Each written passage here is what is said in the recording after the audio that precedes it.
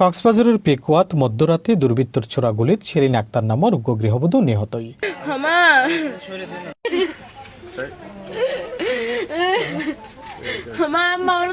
এ ঘটনাত স্থানীয় সাইফুল ইসলাম ও চট্টগ্রাম বিশ্ববিদ্যালয়ের ছাত্র নাসমুল সাকিব গুলিবিদ্ধ হয়ে গুরুতর আহত হয়।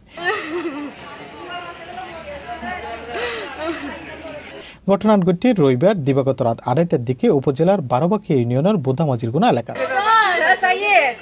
নিহত গৃহবধূ শেলিন আক্তার স্থানীয় ফরিদুল আলমের বউ ও 4 সন্তানের জননী। নিহত গৃহবধূর স্বজন ও প্রত্যক্ষদর্শীরা জানাল দি জমি বিরোধের জেরে গভীর রাতে একদল দুর্বৃত্ত জমি দখল ও স্থানীয়দের বাড়িত ব্যাপক তাণ্ডব চালায়।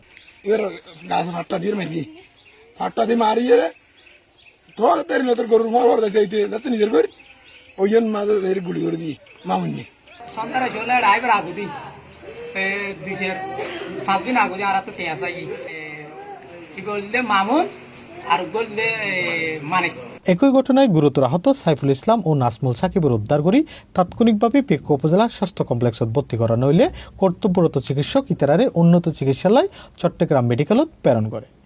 এ বিষয়ে পেকুয়া থানার ওসি তদন্ত কারণ সরকারের লাই মোবাইল ফোনে যোগাযোগ করা হইলে জানাই। এই মহিলা থার্ড পার্টি আর কি, বাসার পাশে দুই পক্ষের একটা বিরোধী জমি আছে। তো রাত্রে এক পক্ষ ঘরের আধারে ওখানে মানে রাতের আধারে ঘর তুলতে চেয়েছিল। তো ওনার ঘরে একটা ডিল দিছে, ওরা বের হয়েছে আর ওই পাশে ওরা পাশে মানে বিবাদীরা গুলি করছে, মানে আহত হয়ে হাসপাতালে আসার পথে মারা গেছে। দুজন আহত আছে, চিটাং মেডিকেল ডেড বডি আমাকে পাঠানো হয়েছে Cox's Bazar.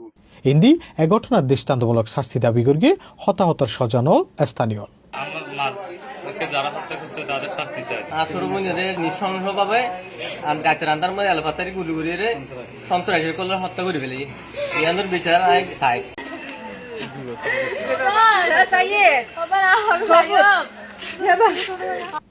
FM Suman, C+ TV, Pekua, Cox's Bazar.